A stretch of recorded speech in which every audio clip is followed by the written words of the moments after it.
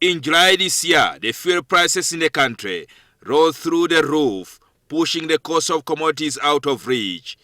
The rise in fuel prices was attributed to global increase in fuel prices, largely attributed to the war between Russia and Ukraine. The COVID-19 restrictions imposed on truck drivers further escalated the problem after they went on strike at Maraba and Busia. Early this year, the government revealed plans to change the mode of fuel transportation through the use of rail and water transport. Now, the newly built fuel vessel tank, MT Kabaka Mutebi, has made its first delivery trip of fuel into the country. Very first vessel to bring in fuel into this country via Lake Victoria. Lake Victoria Logistics, together with Mahathi Infra Uganda Limited, spent almost 3 years building this ship. Last week, the MT Kabaka Mutebi II sailed on the waters of Lake Victoria, heading for Kisumu port in Kenya to make its first delivery fuel into the country. For the first time of this vessel, and it was quite nice. It has taken around 16 hours, 16 to 17 hours from Kisumu to here.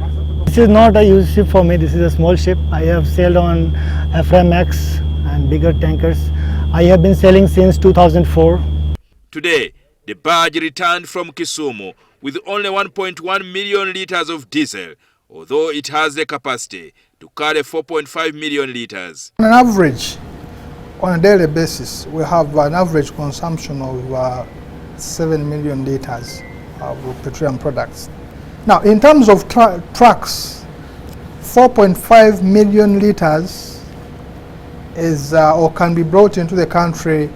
One trip done by this vessel to Kisumu and Forth, we receive an equivalent of 150 fuel tankers into the country.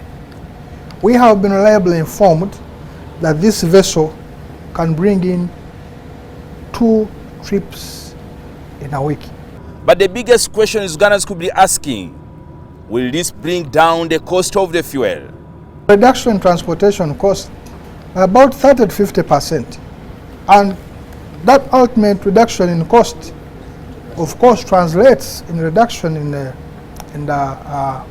fuel pump prices. And now petroleum dealers will now have to sit down and review accordingly. It should bring down because the transportation is one of the major components in the price build-up. Border congestion, border crossing delays, heavy traffics on the road, that sometimes it also interferes with the passenger traffic.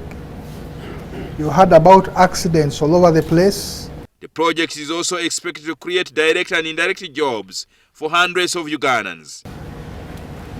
We shall need restaurants along the roads. We shall need parking areas for who are going to pick fuel from this place.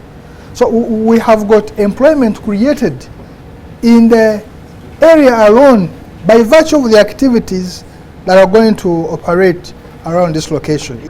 And this terminal, where we have 70 million litres capacity of storage, will become a hub sort of thing for transportation of the fuel to other surrounding countries like Rwanda, Burundi, even DRC, South Sudan. With all these things completed, we should be able to actually commercially load and commission the facilities by second week of coming month. So the roaring call to the petroleum dealers out there, let's take advantage of this facility. Kawuku is also home to fuel storage tanks with a capacity to hold 70 million litres of petrol, diesel, kerosene and aviation fuel. Another vessel is being built and soon another 2 more to bring the total to 4 barges. Jingo Francis, NTV.